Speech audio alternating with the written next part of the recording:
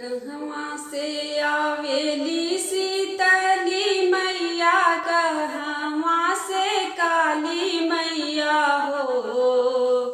सखी हो कहवा से, हो सखी हो कहवा से आवेली भवानी, देखत नीके लागेला हो।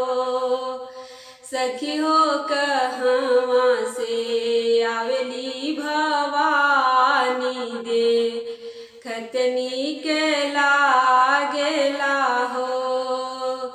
पूर्व से आवेली शीतली मैया, दक्षिण से काली मैया हो। सखी हो पश्चिम से, हो सखी हो पश्चिम से आवेली भवानी, देखत नीके लागेला हो। सखी हो पश्चिम से आवेली भवानी, देखत नीके लागेला हो। कौने माँ से आवेली शीतली मैया, कौने माँ से काली मैया हो।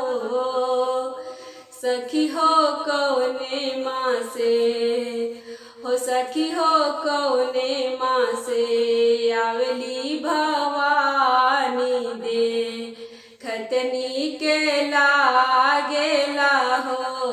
सखी हो कौने माँ से आवेली भवानी, देखत नीके लागेला हो। चैत मास से आवेली शीतली मैया, सावन मास से काली मैया हो। सखी हो परमा से, हो सखी हो परमा से आवेली भवानी, देखत नीके लागे, देखत नीके लागेला हो। कौन चुनरिया भव शीतली माई के, कवन कालिए माई के हो। सखी हो कौन रंग भावे भवानी, देखत नीके लागे, देखत नीके लागेला हो। पियर चुंदरिया शीतली माई के, काला रंग काली माई के हो।